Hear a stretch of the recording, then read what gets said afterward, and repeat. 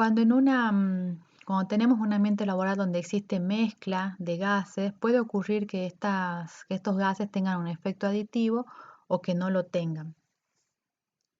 Cuando los gases tienen efectos aditivos, es necesario considerar entonces, para poder saber si se supera el valor de la concentración máxima permisible, es necesario hacer entonces la relación de las concentraciones de cada gas respecto de su concentración máxima permisible y sumar estas relaciones, de forma tal, por ejemplo, si yo tendría tres gases diferentes con concentraciones máximas permisibles, con su correspondiente concentración máxima permisible, y conozco la concentración presente en el ambiente laboral, debo hacer la relación para la concentración de cada gas en el ambiente laboral respecto de su máxima permisible. Esta sumatoria debe ser menor que 1 para asegurar, menor o igual que 1 para asegurar que no se supera el valor máximo permisible. Y si es mayor que 1, quiere decir que esas sustancias están excediendo el valor máximo permisible, aunque individualmente no lo superen, ¿sí? ¿Por qué? Porque son gases que tienen efectos aditivos. Entonces, cuando esta relación, la sumatoria de estas relaciones para aquellas sustancias que tienen efecto aditivo supera el valor que 1, quiere decir que se supera el valor máximo permitivo y evidentemente hay que hacer y atender esta situación.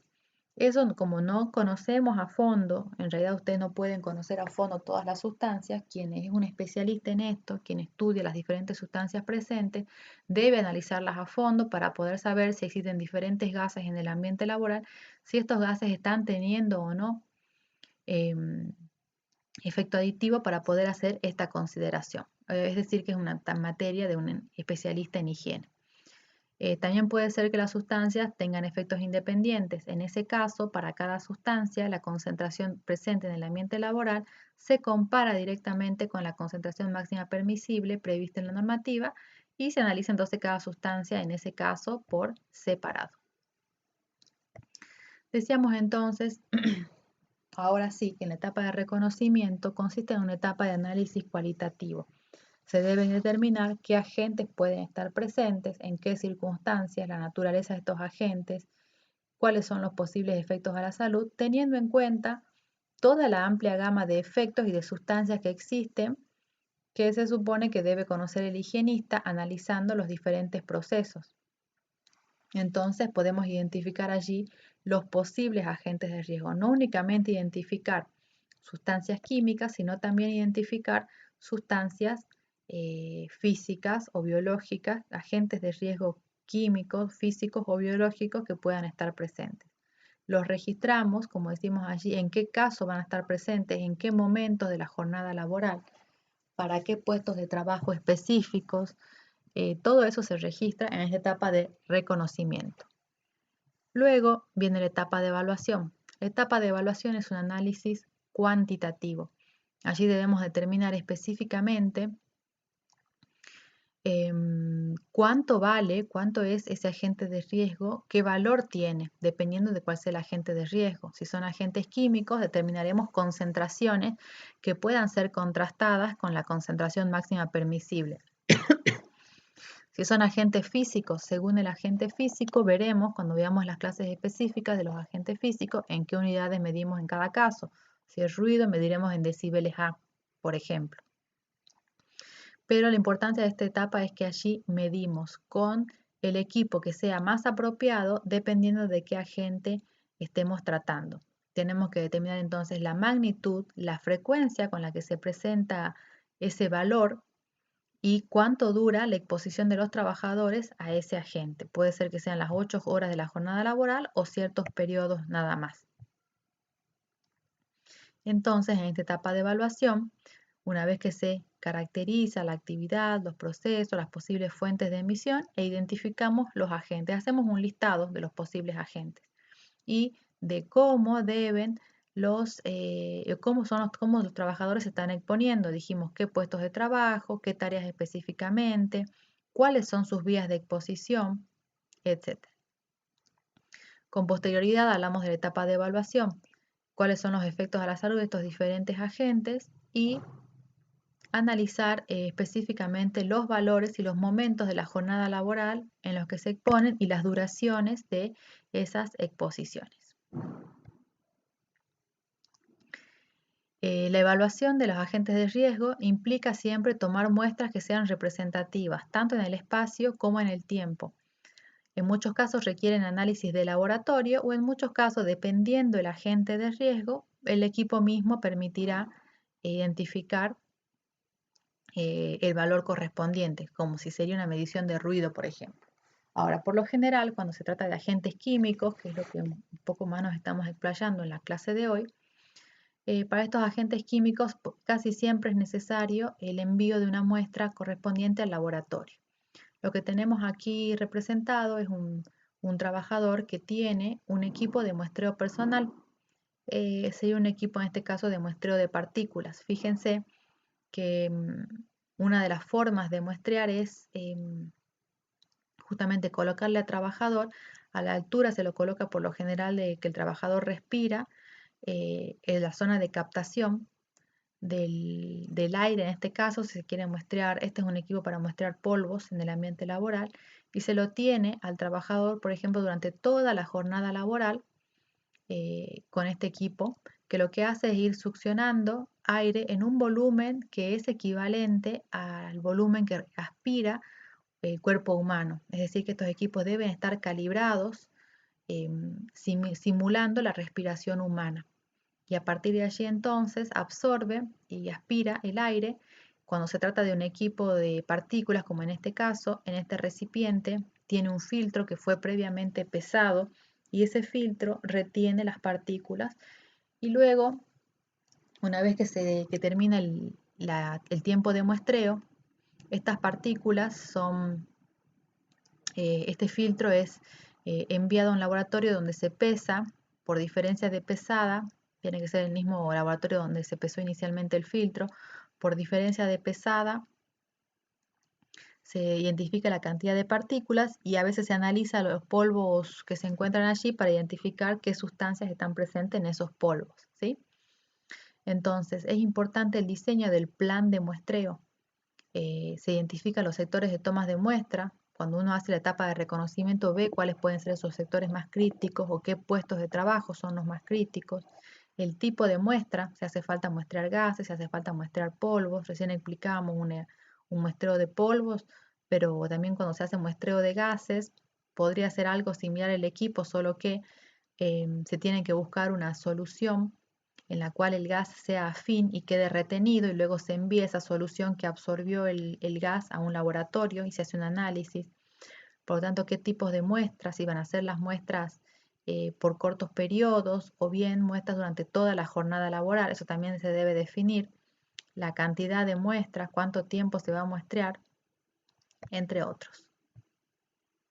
Acá ahí, bueno, está desglosado el equipo que se emplea para un tren de muestreo con filtro. Fíjense, acá está la bomba de aspiración, acá ingresa el aire, se tiene un cassette o portafiltro, aquí se encuentra el filtro que fue previamente pesado, el soporte del filtro, y acá, bueno, lo llama cassette al compartimento, al recipiente que contiene el filtro. Tiene un adaptador metálico y a partir de aquí un tubo que lo conecta con la bomba que dijimos que lo que hace es simular la respiración humana y entonces en este filtro quedan retenidas las partículas durante, por ejemplo, toda la jornada laboral si se resuelve muestrear de esa forma.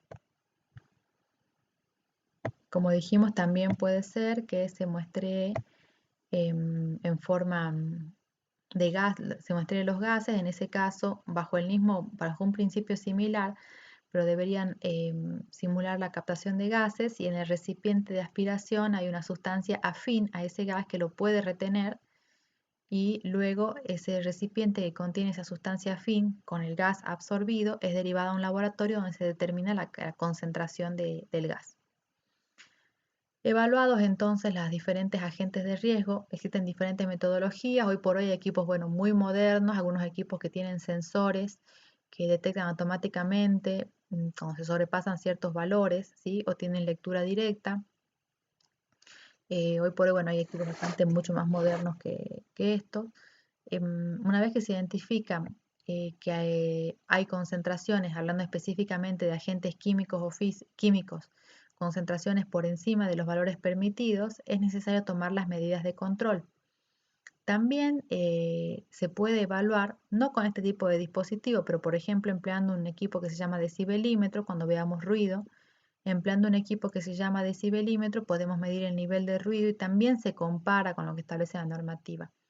El resultado de la etapa de evaluación es que tenemos cuánto vale ese agente de riesgo, cuánto es el valor en la unidad que corresponda medirlo y a partir de allí podemos decir si es necesario tomar o no medidas de control.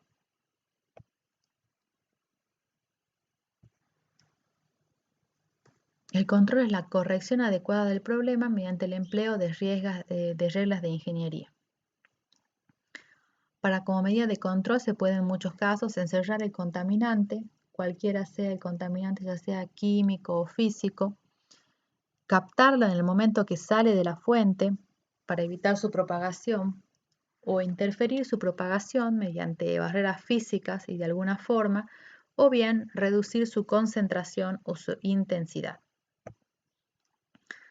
Dentro de las medidas de control existen básicamente 9 métodos. Podríamos decir que los métodos van en orden de preferencia de aplicación. El primer método que vamos a mencionar es la planificación inicial o futura, lo cual es a veces difícil, pero lo ideal sería que cuando uno conoce ya un proceso, puede llegar a prever qué posibles problemas, sobre todo de sustancias químicas, y puede calcular concentraciones, entonces puede establecer de entrada los posibles medios de control para evitar que esos contaminantes, ni bien comiencen a desarrollar las tareas los trabajadores, terminen afectándolos. Es decir, que prever de entrada los medios de captación que correspondan o los medios de protección, por ejemplo, de humos o de gases para evitar que afecte el trabajador. Entonces, una buena planificación, tanto de la ubicación, la distribución de los procesos, de los espacios donde se colocan los sistemas de control, puede ayudar de entrada a evitar problemas en los trabajadores y considerarlo de entrada evita en muchos casos la erogación de sumas más costosas, considerar en la planificación en el diseño de la planta en sí. Esto sería entonces si tenemos la oportunidad de estar en esta etapa, una etapa donde está por comenzar recién a instalarse una planta que puede llegar a tener algunos agentes de riesgo perjudiciales para el trabajador. También, en segundo caso, podemos hablar de la sustitución del producto tóxico o nocivo por otro que sea menos tóxico o que sea inocuo. Esto puede ocurrir en algunos casos, pero no siempre se puede encontrar un producto que sea menos tóxico. A veces es posible, sin perder posible eliminar un agente sin comprometer la calidad del producto, con costos aceptables, pero no siempre se puede. Algunos ejemplos. En las industrias que no tienen riesgo de incendio se puede sustituir el tetracloruro de carbono por nafta. Y en el caso de que haya agentes de incendio se lo sustituye por el metilcloroformo, por ejemplo. El benceno, que es un solvente en la industria del calzado, porque por lo general se lo emplea en pegamentos, fue reemplazado por la benzina o por el tolueno. Siempre, pero se debe estar alerta en estas instituciones porque en algunos casos se necesitan solventes de fácil y de rápida evaporación y entonces hay que atender en este caso, por ejemplo, los solventes. Cuando se lo emplea el benceno en procesos de limpieza seco o en la ropa, se lo pudo reemplazar, por ejemplo, por el percloroetileno. La arena o cuarzo se utiliza en la limpieza abrasiva de piezas de fundición y pudo ser reemplazada, por ejemplo, por éxito para evitar la silicosis por granallas de acero, por ejemplo, para evitar justamente la posible enfermedad de silicosis. En algunos proyectos, en la separación de piezas de fundición de sus moldes, también se reemplazó, por ejemplo, la arena o el cuarzo por silicatos y otros productos como harinas de huesos, por ejemplo. El plomo, que se empleaba por lo general en esmaltes vitrificantes o en la industria de la pintura, se reemplazó por compuestos de zirconio, de zinc o silicatos de plomo em, para evitar justamente su toxicidad. Y en el uso de compuestos de plomo como pigmentos de pinturas blancas, que producía por lo general grandes intoxicaciones a nivel doméstico y de trabajo, se los reemplazó por una mezcla de sulfuro de zinc y sulfato de bario que se conoce como litopom, entre otros reemplazos en las industrias. Lo que quiero decir que en algunos casos es factible reemplazarlo por una sustancia que sea menos tóxica. Cuando no se puede reemplazar la sustancia, en algunos casos es posible cambiar de proceso o de método de operación.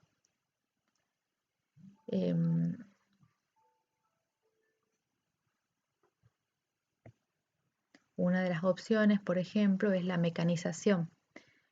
La mecanización es buena desde el punto de vista ambiental porque evita la exposición de trabajadores frente a algunos agentes, porque lo que haría el trabajador en la mecanización podría ser que sea más empleado por una máquina. Sin embargo, tiene aparejado em, el aumento del riesgo mecánico. Por lo tanto, debe ser implementada con cuidado, ya que en algún momento esa etapa que es mecánica va a requerir la operación de algún trabajo de mantenimiento y es allí entonces donde puede llegar a generarle algún otro tipo de riesgo al trabajador. Si bien reduce los efectos nocivos de algunas sustancias contaminantes en el ambiente.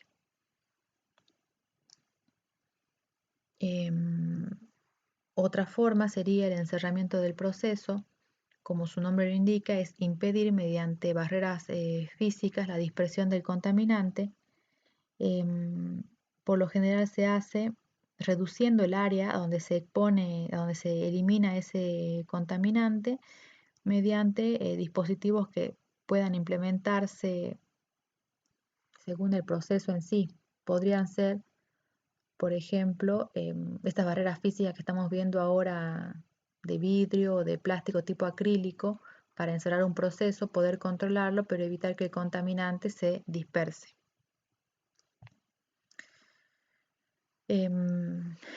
Otra forma de reducir el riesgo de los trabajadores es separar al personal que se encuentra expuesto a ciertas tareas.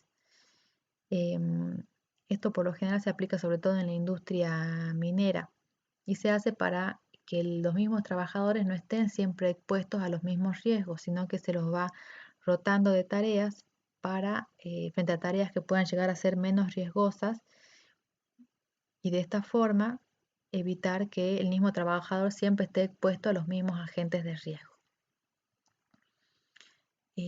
Otro método es la dilución o ventilación general, que básicamente consiste en la introducción al ambiente laboral contaminado de cierto caudal necesario para asegurar que la cantidad de solvente que se evapore en ese ambiente laboral, su masa por unidad de tiempo, aplicado por un factor de seguridad que depende de la peligrosidad de ese solvente, en este caso, dividido la masa molar del solvente y su concentración máxima permisible, permite calcular un caudal que va a ser el caudal que va a inyectar ese equipo de ventilación general para diluir ese contaminante y llevarlo a valores dentro de las concentraciones máximas permisibles. También está la ventilación local. Nosotros vamos a tener una clase específica de ventilación general y de ventilación localizada, pero la ventilación local o extracción es algo parecido a lo que tenemos en la casa, una campana. En la cocina es algo similar, pero solo que en la industria se aplica principalmente a polvos con las medidas de diseño que corresponde para captar esos polvos en el punto donde se generan los polvos y evitar entonces que se disperse al ambiente laboral. El sistema de ventilación localizada consta de una serie de partes que las vamos a estudiar cuando veamos la clase de ventilación. También tenemos la protección personal, y como indica acá es la última medida frente al riesgo ambiental. ¿Por qué decimos que es la última medida? Porque lo deseable siempre es controlar el riesgo en la fuente. mediante la planificación correcta del proceso, reemplazo de sustancias tóxicas por otras menos tóxicas, encerrar ese proceso, captarlo en la fuente, ¿sí? Pero lo último que deseamos es la implementación de un equipo de protección personal al trabajador, porque los equipos de protección personal por lo general son incómodos y a veces eso termina generando que el trabajador no quiera utilizarlos. Entonces, cuando no se puede controlar, cuando es inevitable, eh, porque no se puede controlar a la gente de riesgo, por ejemplo, los casos que estamos viendo ahora, por lo general se aplica cuando hay virus, bacterias, es una medida de control más bien en un ambiente de riesgos biológicos, por ejemplo, entre otros, no quiere decir que solamente para riesgo biológico, pero en muchos casos es necesario sí o sí atender al trabajador mediante la protección personal. Pero cuando pueden aplicarse algunas de las otras técnicas, siempre anteriormente mencionadas, siempre son deseables que se apliquen antes de colocarle la protección personal al trabajador. Vamos a tener clases de protección personal específica. Y por último, la medida es el mantenimiento, que lo que hace en realidad es asegurarse el correcto funcionamiento de los diferentes equipos o instalaciones que tenga la industria para evitar problemas de funcionamiento que terminen desembocando en problemas ambientales y generando cualquier agente de riesgo, ya sea de riesgo químico por alguna pérdida, a lo que no se encuentre en condiciones, o algún agente de riesgo físico como eliminaciones de calor excesivas o problemas de ruido, entre otros.